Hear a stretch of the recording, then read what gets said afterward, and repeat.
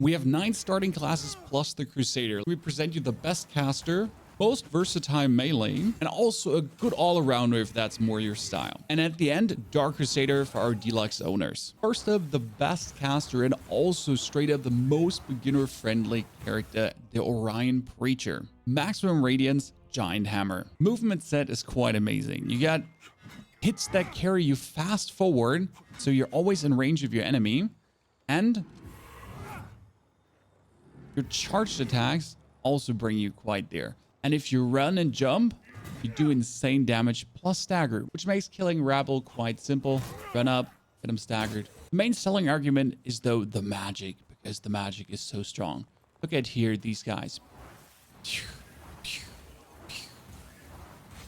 Any hard opponent, any elite, something that might be a bit more difficult to kill, something that's a bit more sturdy, the movement set you don't understand. Well, we get a solution. Simple magic. That elite here at the beginning can already melt half of its HP down just with magic. And then you have to fight him.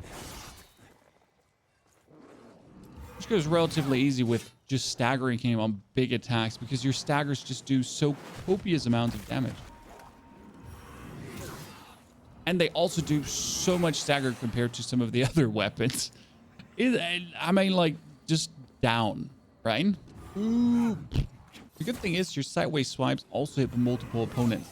Now, you can also play one hand with a shield if you like the blocking. Your movement set is still really fast and, again, carrying you forward very good. All in all, this will turn into kind of a paladin, a faith casting priest. Truly the most smooth and easy start into the game. Now the best melee, or how we call him the poor man's Crusader, is the Warwolf. Has a good long sword with a great movement set and also 16 strength, making you dash out damage like crazy, and 13 endurance so you're not running out of that stamina quick. Plus, he's using thrown axes. Now your light attacks are incredible. You have a swipe into a stab with then, you know, another turnaround. The best part is you're running R2 heavy attack. You run, woo, woo, and then you can stab afterwards with a light attack, which when you apply it to an enemy looks like this. Truly allowing you to just get someone easily rid. And then you can also just do your charged R2 for quite the incredible bammer. On these normal Rabble, you just get them out of the game. And if you have multiple opponents and you feel a little bit overwhelmed, well, don't fret, chat. You get throwing axes. And they do quite a decent amount of damage. Especially if you charge them. Love to see it. Now, the only sad part is that he doesn't have like a cool jumping attack. But for that, he has the whirly twirly going on. Called the whirly twirly because that's literally what it is. And the best part is it's also area of effect. So you can hit multiple opponents with this if they gather up. Boy. Yes.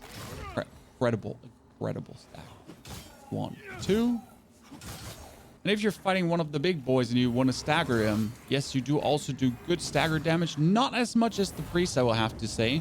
It's there, but you notice how even after all these attacks, we still don't have him staggered. I mean, with a priest, we had him already on his knees right now. But your attack has a fast enough wind-up to be extremely useful.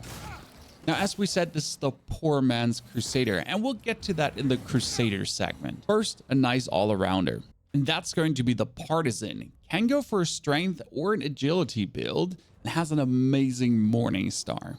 And that Morning Star is truly something, especially because it brings you so much forward with every attack. Doesn't do insane damage per hit because, well, you're more agility based, but you're just getting forward, and it's also a multi-attack. So if people are standing next to each other, you're getting him there. Plus the staggered actually does quite significant. If you're running, did we just see that? Like this, looking on him, running R2, then you straight charge up and almost staggered him. How simple it goes. And this is what I mean with the distance. He's standing quite a bit away, but the travel you get in with any attack, like this is just left hits. Like we're starting here at the start of the puddle, and then light hit. or heavy hit, bringing us so far forward. As our range, we have a crossbow, and the good thing about the crossbow is it travels really fast. The bad thing is it needs to reload like this. So I can shoot him, then I need to reload, and I can shoot again. Now, that is really good for the distance, because if you have someone at the distance running from left to right, some of the other spells still have a travel time, where this one is almost instantaneous, and you can shoot quite a lot. Poor Timothy. Getting peppered. This can truly turn into everything. Well, we could go for the full agility build. We could focus on a nice little strength weapon or something in between that is a mix. But having the chance to really stagger this much early on, and also the good forward going movement set, absolutely brilliant. Quite in love with this, to be honest. Now, finally, the Dark Crusader, and he's quite a little bit OP because he just has more levels than everyone else. And at the same time, the best armor taking the least damage. He's the Werewolf in better. Minus the throwing axes. The throwing axes are better on the Werewolf. Everyone begins at 12. Crusader starts at 14. Crusader has the same movement set as the Wolf, so we get still the forward whirly twirlies. Only that we have 2 more levels of damage. Plus, well, instead of running around half naked, we have quite the armor going on. So if we get hit right now, barely take any damage. On the other classes, it's almost half the bar away on hit. On this, it's almost nothing. Now, for your throwables, I'm not the biggest fan, I have to say. So you have these pouches that explode on impact, and that's it. You can also hold the button and do it as a little explosion area right on you. I guess the good thing is they hit multiple targets. So these two are standing together. And I can throw in their general direction and get the explosion done. Still, though, I like the axes more. They do better damage. Still, I mean, Crusader just hits hard like a freaking train.